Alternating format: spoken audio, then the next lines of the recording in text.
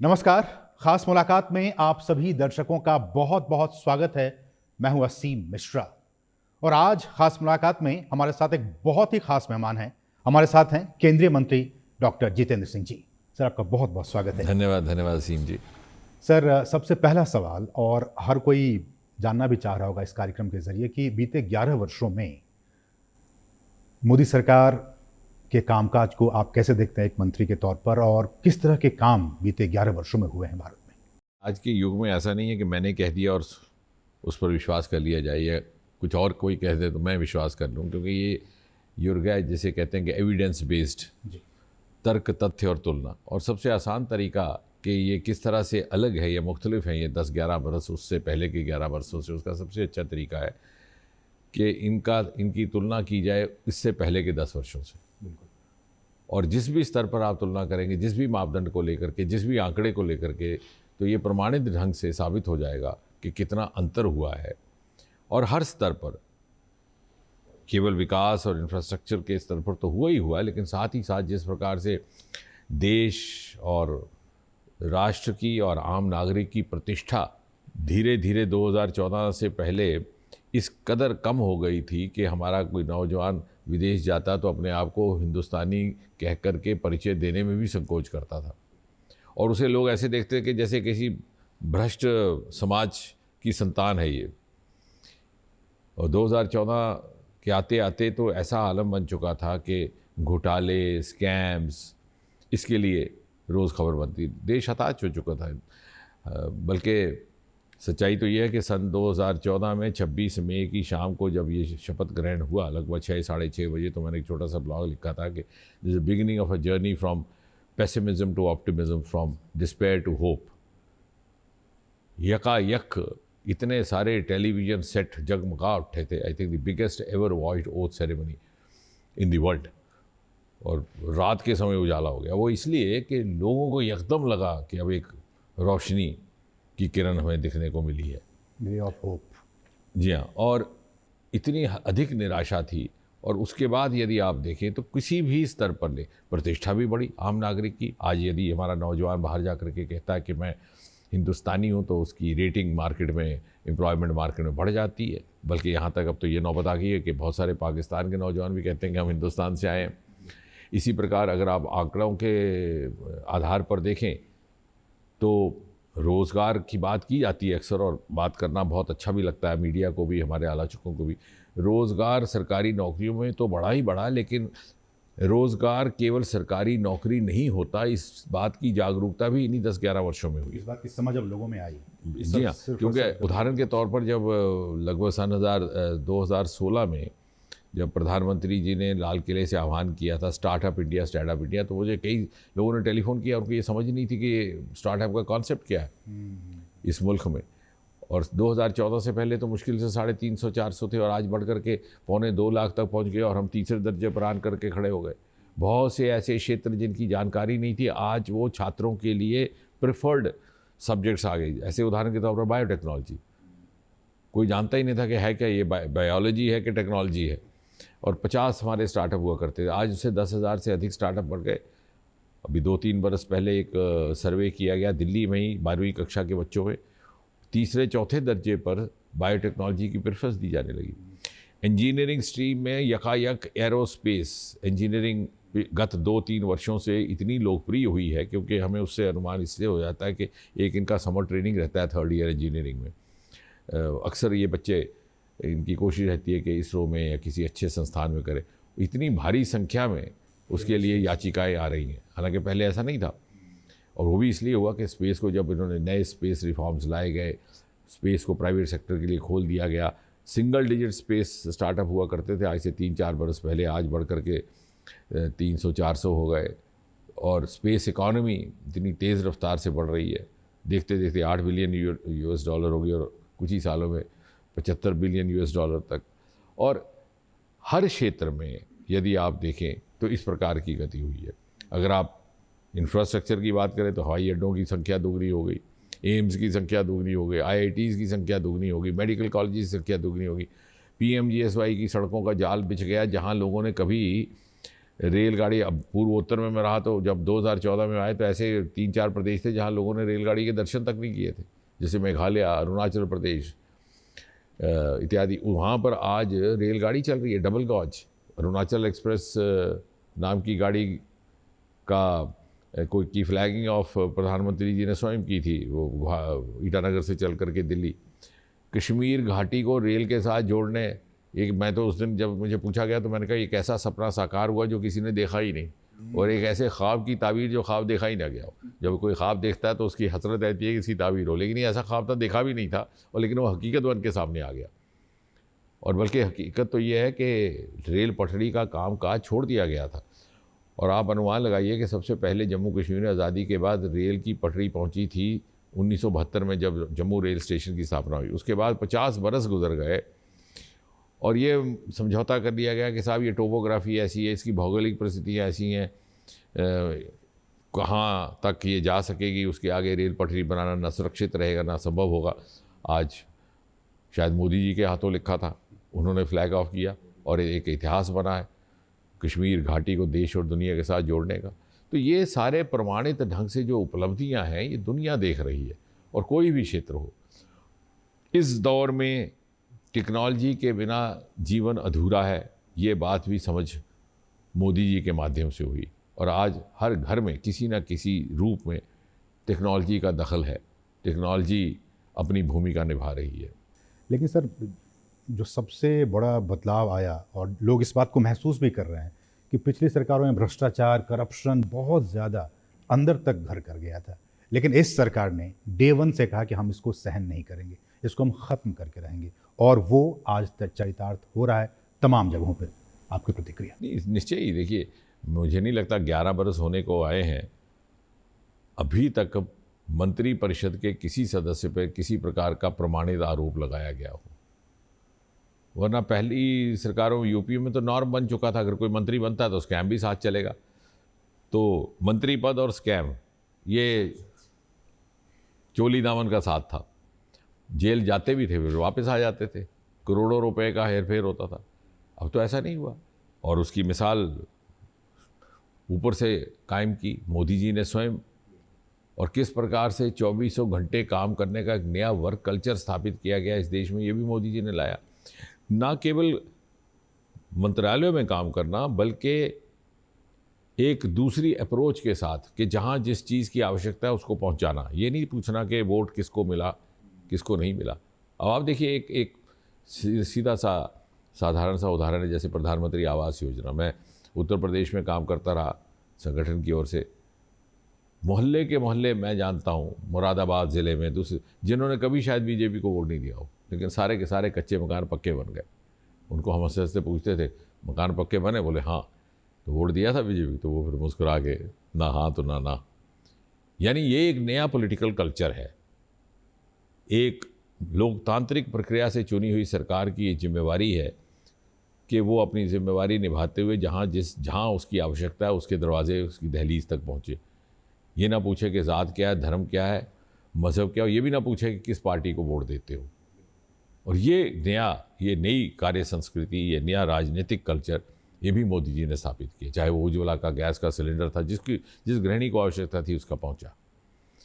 और ऐसे वर्ग जो शायद वंचित रह गए, शोषित रह गए, जो समाज की मुख्य धारा से छूट गए, या जिनको उस तरह की तवज्जो नहीं हासिल हुई जिसके वो हकदार थे, चाहे वो महिलाएं थी, चाहे वो किसान थे, चाहे वो युवा थे, चाहे वो दलित थे, उन तक पहुंचने का काम एक प्रमाणित ढंग से प्राथमिकता दे करके, क्योंकि और मुझे लगता है इसके पीछे एक वैज्ञानिक सोच भी रही मोदी जी की भी और उनकी सरकार की भी, कि जैसे जैसे हमारी इकॉनमी बढ़ती है, जैसे अब हम 10वीं दर्जे से चौथे दर्जे पर पहुँचे और जैसे हम अव्वल दर्जे तक जाएंगे, तो हमारे वो क्षेत्र, हमारे वो वर्ग जो पहले ना पूरी तरह से पर्याप्त ढंग से न तराशेंगे न तलाशेंगे, उनकी भूमिका रहेगी जब बाकी सब सैचुरेशन हो जाएगा। तो मोदी जी ने प्रधानमंत्री बनते ही कहा था कि माँ भारती तभी बलवान हो सकती है कि दोनों बुझाएं बराबर की बलवान हो। ऐसा नहीं है कि पश्चिम विकास करे और पूर्व पीछे रह जाए। और देखिए जिस प्रकार से बल दिया गया पूर्वोत्तर को, इसलिए कि उसके सरमाए और इससे जो हमारे मेंटल बैरियर्स थे वो भी जाते रहे। लेकिन एक सर बहुत ही महत्वपूर्ण ये देखा गया बीते 11 वर्षों में कि जो सुशासन, जो गुड गवर्नेंस की बात प्रधानमंत्री मोदी डे वन से कह रहे हैं, और उसमें एक बहुत बड़ी बाधा थी जो पुराने कानून थे हमारे, जो कि आज रेलेवेंट नहीं थे, और आपकी सरकार ने हज़ारों ऐसे कानूनों को ख़त्म करने का काम किया। आपको लगता है कि ये बहुत ज़रूरी था एक गुड गवर्नेंस के लिए और भारत जैसे देश के लिए? मैं उस दिन ये हंसते हुए कह रहा था कि अक्सर जब कोई मंत्री नहीं रहता या जब कोई अधिकारी सेवानिवृत्त हो जाता है तो अपने बच्चे और नाता नातियों को ये कहानियाँ सुना सुना के बोर करता है कि मैं जब था तो मैंने ये कानून लाया, मैं जब था तो मैंने ये नियम बनाया, मैं जब था तो मैंने कहा हम वंचित रह गए इस लग्जरी से, कुछ सुनाने को नहीं है। यही सुनाना होगा कि इतने कानून हटा दिए और यही एक वर्क कल्चर बदला, ease of governance, ease of living.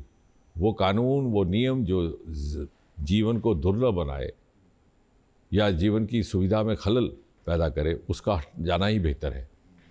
और ये ऐसा करने के लिए बहुत साहस चाहिए, courage and courage of conviction, जो मोदी जी में थी और इसलिए ये संभव हो पाया।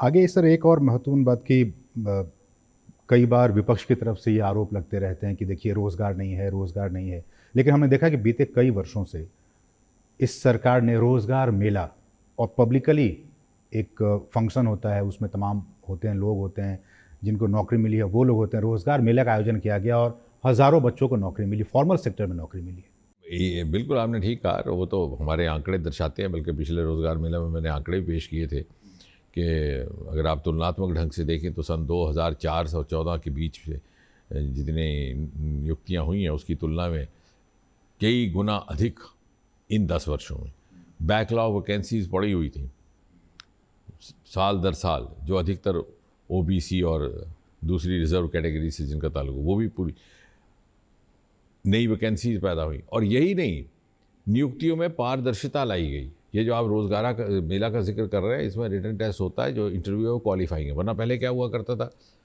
रिटन में 100 अंक आए और जिसके साथ पक्षपात करना है, भाई भतीजा बात करना है, या जो भी कोई कारण रहा हो, उसको आपने इंटरव्यू में 100 दे दिए, रिटन में उसके कम कर दिए, या उसके हों भी तो उसको इंटरव्यू में कम दे करके उसे पीछे कर दिया। लेकिन अब ऐसा नहीं है। अब और इससे क्या हुआ है कि आप जब अगर आप रोज़गार मिला तो आप मीडिया मित्र तो वहाँ होते हैं और उनके इंटरव्यू भी लेते हैं, आप इस बात के साक्षी होंगे कि इतना बढ़िया मेरिट अब आने लगा। और मैं तो कहूँगा democratisation of opportunity, democratisation of education and democratisation of government jobs हुआ है। और वो हर चीज़ में रिफ्लेक्ट है। आपकी सिविल सर्विसेज में देखिए, एक ज़माना था जब बिहार के ज़्यादातर कैंडिडेट होते थे आईएएस ऑफिसर्स, या केरल आंध्रा के। आज आपके टॉपर हरियाणा से, टॉपर अमृतसर से, पंजाब से। जहाँ कहीं सिविल सर्विसेज के कैंडिडेट नहीं मिलते थे, वहाँ आज टॉपर आ रहे हैं। वो इसलिए कि टेक्नोलॉजी के माध्यम से उनके पास सारा इन्फॉर्मेशन उपलब्ध है, जानकारी और अपनी तैयारी के लिए सारी सामग्री उपलब्ध है, और साथ ही साथ पारदर्शिता के होते आपने उनको बराबर का अवसर दिया और उनका कॉन्फिडेंस बढ़ा, उनका एस्पिरेशन बढ़ा। युवा का एस्पिरेशन इसलिए बढ़ा है कि उसे ये लग रहा है कि हाँ, I can also do it. पहले तक साहब हमारा कौन है ऊपर, कोई हमारा कोई गॉड फादर नहीं, कोई हमारा ससुर नहीं, कोई हमारा बाप नहीं, तो हमें कौन ऊपर खींचेगा।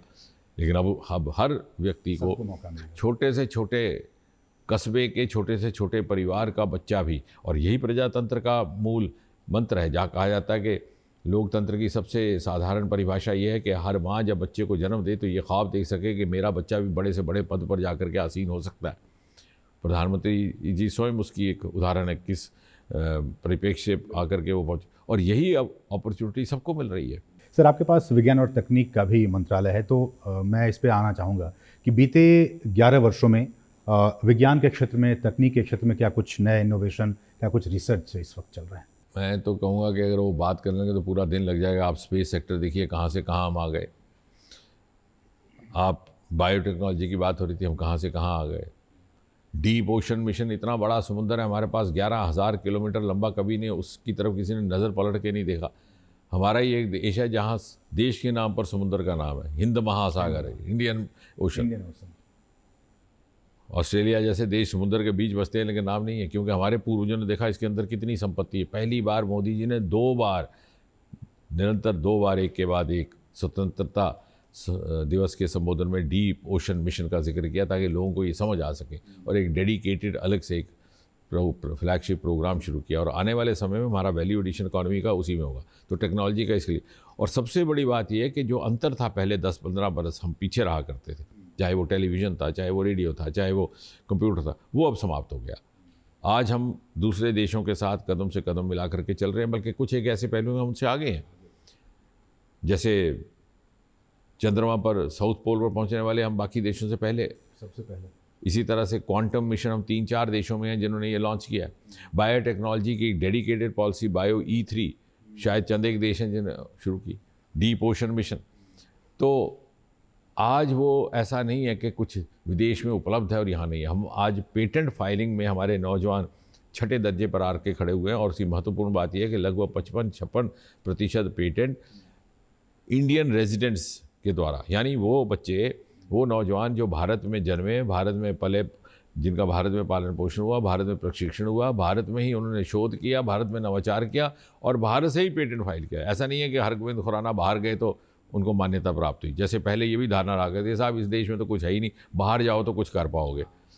लेकिन ये सारा, और अब विश्व में इस बात की मान्यता होने लगी। अगर आज हमारे शुभांशु शुक्ला को इंटरनेशनल स्पेस स्टेशन पर ले जाने के लिए अमेरिका की ओर से अगर इस तरह की ऑफ़र आती है या उसको आमंत्रित किया जाता है, तो इसका अर्थ ये हुआ कि वो हमारे प्रतिभा को पहचानने लगे।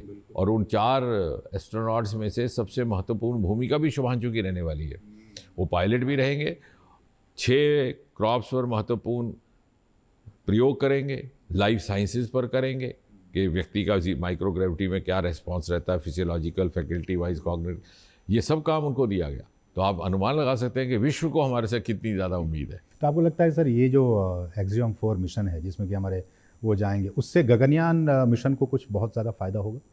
निश्चय ही, बिकॉज उससे ये है कि ये सारे के सारे ही गगनयान और एक्सियम 4 भी और जो बाद में चंद्रयान 4 हमारा है, ये सारे जुड़े हुए हैं, क्योंकि इसमें मल्टीपल डॉकिंग अनडॉकिंग होगी। जैसे अब हमारा, और साथ में इससे भी ज़्यादा फ़ायदा, गगनयान से भी ज़्यादा फ़ायदा होगा जो हमारा अपना इंटरनेशनल स्पेस स्टेशन बनने वाला है, जो हमने कल्पना की है भारत इंटरनेशनल स्पेस स्टेशन उसका नाम होगा। सन 2035 तक अभी तक का शेड्यूल है। तो उसमें जब हमारे यहाँ से अंतरिक्ष में जाएंगे एस्ट्रोनॉट्स, तो वो किस तरह से दरवाज़ा खुलेगा, मैं साधारण भाषा कर रहा हूँ, वो किस तरह से वहाँ से ये बंद होगा और उसमें एंट्री होगी, ये डॉकिंग अनडॉकिंग की प्रक्रिया, ये प्रयोग, ये अनुभव, ये सारा काम आने वाला है इस। और जो दूसरे प्रयोग होने वाले हैं रिलेटेड टू बायोलॉजी, क्योंकि हमने एक, और पहली बार ये भी मेरे ख्याल से हिंदुस्तान में ही हुआ है कि स्पेस डिपार्टमेंट और बायोटेक्नोलॉजी डिपार्टमेंट का एक औपचारिक MOU फाइनलाइज किया गया है। क्योंकि मुझे लगता है कि आने वाले समय में space biology, space medicine, space agriculture, ये नए विषय आने वाले हैं अगली पीढ़ी के लिए, और उसमें भी हमने पहल की है।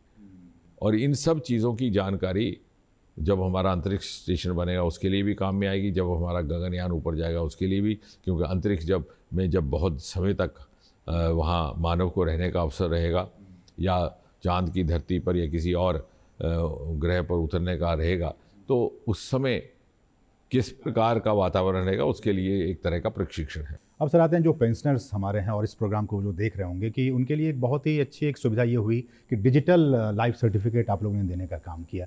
कई बार उन्हें धक्के खाने पड़ते थे, अपने आप को साबित करना पड़ता था कि देखो हम जिंदा हैं, हमें आप पेंशन दीजिए। तो इसको आप कैसे देखते हैं पेंशनर्स? डिजिटल लाइफ सर्टिफिकेट का जो हमारा प्रयोग रहा वो ऐसी सक्सेस स्टोरी है कि जिसका विदेशों में अनुसरण किया जा रहा है। अभी मालदीव्स, अफ्रीका, म्यांमार, बांग्लादेश, वहाँ से अधिकारी लोग यहाँ आ रहे हैं उस मॉडल को स्टडी करने के, उसका अध्ययन करने के लिए। और ये आपका कहना सच है कि हर साल प्रमाण पत्र देना पड़ता था जीवित होने का, और हमारे बहुत सारे ऐसे बुजुर्ग थे जो इस स्थिति में भी नहीं थे कि डॉक्टर के पास जा सकें, सर्टिफिकेट हासिल कर सकें। अब उनको घर बैठे बैठे डिजिटल लाइफ सर्टिफिकेट, केवल हाथ की उंगलियां। और जब हमें लगा कि हिंदुस्तानियों में लाइफ स्पैन बढ़ने लगा है, 75-80 के बाद शायद बायोमेट्री भी उतनी विश्वसनीय नहीं रहती, तो फेस रिकग्निशन टेक्नोलॉजी भी शायद सबसे पहली बार हम ही ने इंट्रोड्यूस की। मात्र मोबाइल में इस तरह से अपना चेहरा देखना है कैमरे में, आधार के साथ वो वेरीफाई हो जाता है, 40-50 सेकंड में बैंक में आपका सर्टिफिकेट पहुंच जाता है। इसी तरह से दूसरी हमारी सक्सेस स्टोरी भी रही है, वो खैर पेंशन से नहीं, वो शिकायतों को लेकर के CP ग्राम्स की। जहाँ पर 2-2 ढाई महीने लगते थे एक शिकायत के निवारण में, लोगों ने शिकायतें दर्ज करनी बंद कर दी थी। उन्हें लगता था कि साहब यहाँ तो कोई समाधान ही नहीं है और जवाब ही नहीं है। वहाँ पर आजकल 95-96% डिस्पोजल प्रति वर्ष होता है। 2 लाख केवल पूरे देश से शिकायतें आती थी सन 2014 में, आज बढ़ कर के 26-27 लाख हो गई, क्योंकि लोगों में उम्मीद जागी है, उनमें विश्वास जागा है। सर आखिर के 2 सवाल, और ये कि अभी बहुत सारी चर्चाएं जम्मू कश्मीर को लेकर हो रही है। ऑपरेशन सिंदूर के बाद से एक बार फिर से लोगों को ये लगा था कि शायद टूरिस्ट ना आए, लेकिन फिर से विश्वास, अच्छी खासी तादाद में लोग वहाँ पे जा रहे हैं। जम्मू कश्मीर के विकास को लेकर, उसके विज़न को लेकर क्या कहना चाहेंगे आप? नहीं, जो आपने बात की उसी बात में जोड़ते हुए दर्शकों को भी अच्छा लगेगा, जिस दिन मोदी जी ने झंडा दिखा करके वो कश्मीर से रेलगाड़ी को रवाना किया, जोड़ता कश्मीर घाटी को देश से जोड़ा, उसी दिन इतनी भारी संख्या में बुकिंग हुई कि 2 हफ्ते के लिए वो वंदे भारत में एक भी सीट नहीं है। ये 6 तारीख की बात है जब उन्होंने झंडा दिखाया, और उसके बाद 2 हफ्ते तक उसी दिन बुकिंग हो गई। तो आप अनुमान लगाएं कितना उत्साह लोगों में। तादाद में लोग जा रहे हैं। और जहाँ पर वो घटना हुई थी, वाक़या हुआ था जहाँ वो 25-26 लोगों की जानें चली गई, उसी स्थान पर आज आप चित्र देखिए, मेरे ख्याल से जितनी संख्या में उस दिन लोग थे उससे दुगनी संख्या। एक आध दिन वैष्णो देवी की यात्रा में फ़र्क थोड़ा सा पड़ा था, क्योंकि उसके दूसरे दिन भी मैं वहीं था। आज फिर से उसी तरह का, क्योंकि लोगों में एक विश्वास है कि हमारे पास एक ऐसा नेतृत्व है जो सक्षम है हमारी रक्षा करने में, बावजूद इसके कि जो कुताही हुई है। और वो जो विश्वास है मोदी जी पर, मुझे लगता है वही हमारा सबसे बड़ा एसेट है। और आज तो नौबत ये आ गई कि कश्मीर घाटी में होम स्टे का कॉन्सेप्ट कभी ना था। नॉर्थ ईस्ट में हुआ करता था, मेघालय था, लेकिन यहाँ नहीं है, क्योंकि यहाँ पर हाउस बोट होते हैं, पहाड़ों पे हट होते हैं, नदियों के किनारे लोग रहना पसंद करते हैं। लेकिन चूँकि कोई जगह नहीं बची अकोमोडेशन की, तो लोगों ने अपने घरों के किवाड़ खोल दिए इतनी भारी संख्या में। और अब तो अमरनाथ यात्रा है, तो उसको लेकर के भी बड़ा उत्साह है। 2 तारीख से वो भी शुरू होने वाली है। और ना केवल ये, पहली बार फिल्म शूटिंग्स हो रही हैं, सिनेमा हॉल खुल गए। और ये हम ना भूलें कि जम्मू कश्मीर का आम युवा बड़ा आकांक्षी है, बड़ा एस्पिरेशनल है।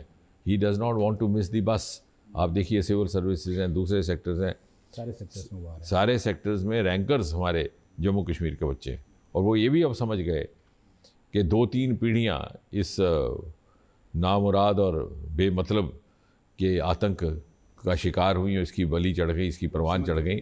और अब हमें अपना जीवन इस तरह से व्यर्थ नहीं गंवाना है। हमने मोदी जी की इस विकास यात्रा का हिस्सा बन करके जो अनेकों अवसर इस समय भारतवर्ष में उपलब्ध करवाए गए हैं, उनका हमने फ़ायदा लेते हुए, और मुझे लगता है कि आने वाले समय में जम्मू कश्मीर बहुत अहम भूमिका निभाने वाला है भारत की अर्थव्यवस्था की ग्रोथ में। जैसा मैंने कहा कि वो रीजन, वो वर्ग, अब लेवेंडर का जन्म जम्मू कश्मीर से हो रहा है। पर्पल रेवोल्यूशन जिसका जिक्र हर जगह किया जाता है, यहाँ पर 26 जनवरी को कर्तव्य पथ पर उसकी झांकी भी थी, उसका जन्म भी एक छोटे से कस्बे भद्रवाह से हुआ। उसका अनुसरण दूसरे पहाड़ी राज्यों में हो रहा है। लिथियम की खान पहली बार पाई गई, वो भी जम्मू कश्मीर में। और शुरू में तो विश्लेषकों ने कहा कि ये चीन से भी ज़्यादा अधिक भंडार है, लेकिन खैर अभी उसका पूरा आंकड़ा लगाया जा रहा है।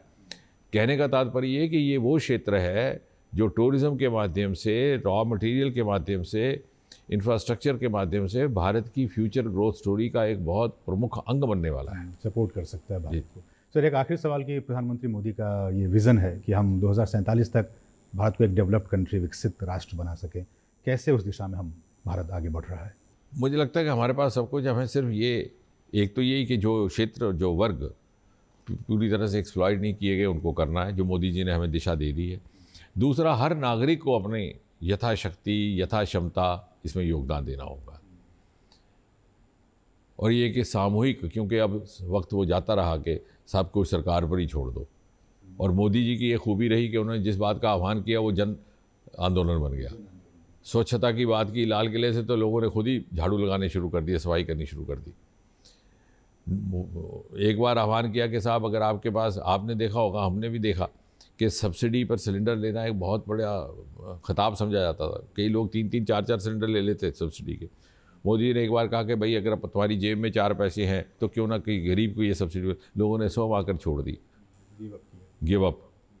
तो ये जो विश्वास है, वही विश्वास मुझे लगता है कि एक जन समर्थन और जन सहयोग का एक माध्यम बनेगा सन 2047 के लक्ष्य की पूर्ति में। और अब तो ये स्थिति है कि विश्व ने इस बात को स्वीकार कर लिया है कि भारत उस पथ पर निकल चुका है। बिल्कुल, तो प्रधानमंत्री नरेंद्र मोदी के नेतृत्व में भारत विकास के रास्ते पर आगे निकल पड़ा है और जन समर्थन के सहयोग से भारत 2047 तक विकसित भारत बन पाएगा, ये हम सबको यकीन है।